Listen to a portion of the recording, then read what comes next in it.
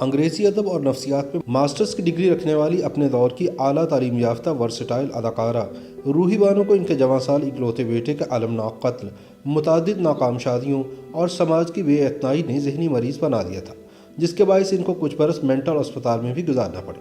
پھر انہیں علاج کی خاطر ان کی بہن ترکی لے گئیں، جہاں سے ایک دن یہ خبر آئی کہ وہ استنبول میں انتقال کر گئی ہیں۔ ستم یہ ہے کہ ان کی ڈیڈ باڈی کو بھی پاکستان نہ لایا جا سکا اور استنبول میں ہی سپرد خاک کر دیا گیا۔ دراصل روحی بانو کی موت جن حالات میں ہوئی وہ ہمارے سماج کے منہ پر ایک تماچا ہے۔ آج ہمارے سماج میں مادیت پرستی کی دوڑ میں بے حسی حد سے زیادہ بڑھتی جا رہی ہے، اسی لیے ہمارا بے حس سماج ہی دراصل روحی بانو کا اصل قاتل ہے۔ لاہور کی گلیوں میں جہاں روحی بانو نے ایک طرف اپنا فنی عروج دیکھا، وہیں دوسری طرف ان کو بے سر و سامانی نے آن گھیرا۔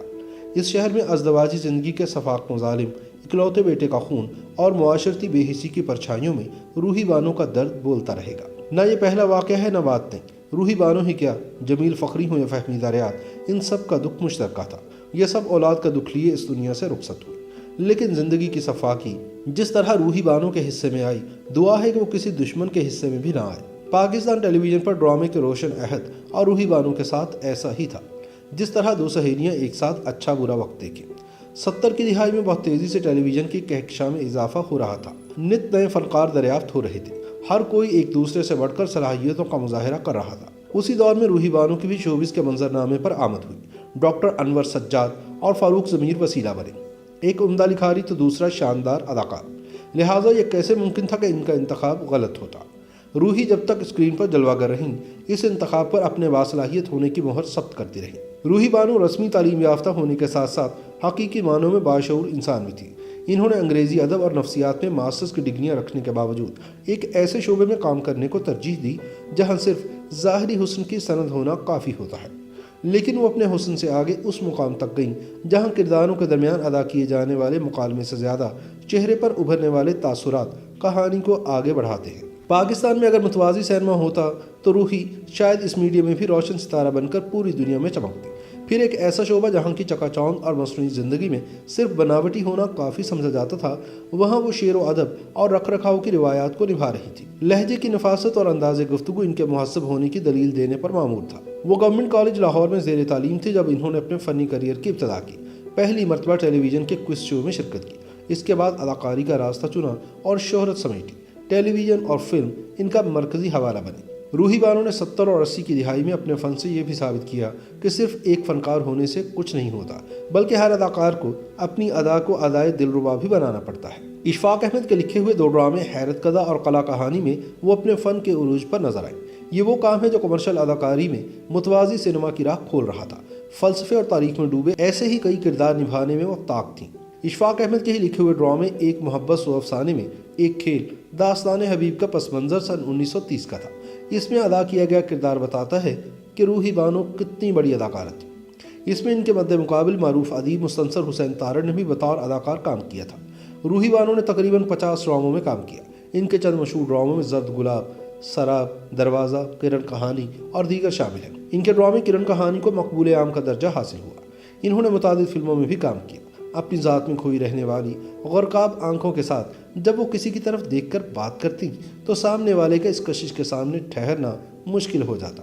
اس طلسماتی شخصیت کے ساتھ جہاں روحی بانو کو بہت ساری کامیابیاں ملی، وہیں ان کے حصے میں پیشہ ورانہ حاسدین، مخالفین اور دشمن بھی آئے، جنہوں نے آخرکار ان کی زندگی میں اپنے اپنے حصے کا زہر انڈیلا۔ ناکام معاشقے، متعدد ناکام شادیوں اور پھر سن 2005 میں اکلوتے بیٹے علی کا قتل انہیں بھی اذیت کی مقتل گاہ تک لے گیا۔ اسی برس وہ شیزوفرینیا نامی ذہنی مرض میں مبتلا ہوئی، جس سے ان کی زندگی دکھ کی تصویر بن کر رہ گئی۔ وہ ازدواجی زندگی کے بارے میں اپنے ایک انٹرویو میں صرف اتنا کہتی ہیں، میں کون ہوں، کسے خبر۔ ان کا خاندانی پس منظر بھی بظاہر روشن حوالوں سے مزین لیکن تشنگی لیے ہے۔ ان کے والد استاد اللہ رکھا معروف انڈین طبلہ نواز تھے، جن کے ساتھ روی شنکر اور لتا منگیشکر جیسے فنکار کام کرنے کو اپنی سعادت سمجھتے تھے۔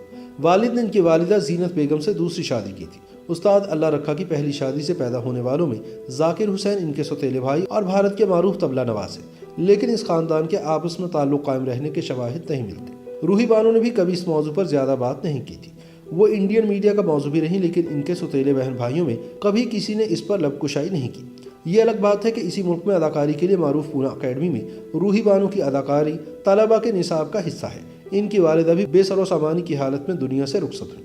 سلسلہ وار دکھوں نے روحی بانو کو شدید ذہنی صدمات سے دوچار کیا، جس سے یہ اپنے حواس کھو بیٹھی۔ لاہور کی گلیوں میں لاوارث روح کے بارے میں ان کے ہم پیشہ فنکاروں کو پتہ چلا تو سب اپنی اپنی دکانیں اٹھائے ان تک پہنچے۔ کسی نے مارننگ شو میں ان کی محرومیوں کو فروغ کیا تو کسی نے پرائم ٹائم کی سرخی میں ان کے درد سے اپنا معاوضہ کھڑا کیا، جبکہ سماجی رابطوں کی ویب سائٹس پر اپنے سٹیٹس کو روحی بانو کے دکھ سے رنگنے والوں کی تعداد الگ ہے، لیکن افسوس کہ حقیقی دنیا میں ان تک کوئی نہ پہنچا، کوئی ایسا جو صرف اس کی روح کی طمانینت بنتا، اس کے زخموں پر مرہم رکھتا۔ اسی ماحول میں کچھ ایسے بھی لوگ تھے جو واقعی ان کے لیے عملی طور پر کچھ کرنا چاہتے تھے جس سے ان کو ذہنی اور روحانی تسکین ہو۔ اس سلسلے میں ایک سراہے جانے والی کوشش ڈراموں کے معروف ہدایت کار مظہر معین کی تھی۔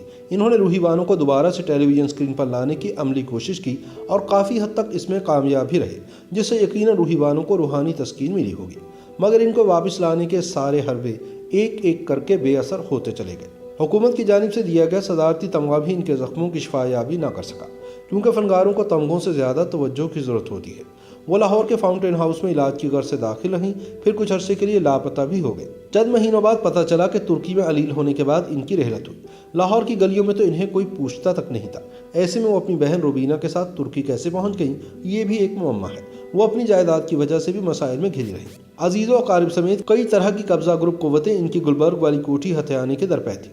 ان سب کی تحقیق ہونا بھی لازم ہے، لیکن جس کو زندہ ہوتے ہوئے کسی نے نہ پوچھا، اب اس کے چلے جانے کے بعد کیا پوچھے گا؟ آنکھ اوجل پہاڑ اوجل۔ روحی بانو جب تک اپنے حواس میں تھی ایک شاندار شخصیت کی مالک تھی۔ انہوں نے زندگی کو اتھاہ گہرائیوں سے جیا، احساسات کے کوہ ہمالیہ کو سر کیا۔ وہ اپنے اکلوتے بیٹے کی موت سے پہلے تک ایک نارمل اور ذہین انسان تھی۔ وہ ناول اور شاعری پڑھتی تھی، بطور قلمکار بھی اپنے خیالات کا اظہار کرنا چاہتی تھی، ایک فلم ساز بننے کی خواہاں بھی تھی، اور بھی بہت سارے ایسے خواب تھے جن کی تعمیر کے لیے وہ کوشاں تھی۔ زندگی کا چہرہ ان کے لیے پر نور تھا، لیکن ایک دن تقدیر نے ان کے خوابوں پر شب خون مارا۔ ان کے تمام خواب بیٹے کے خون میں رنگے گئے۔ زندگی کا تصویر نامہ پہلے سرخ اور پھر سیاہ ہو گیا۔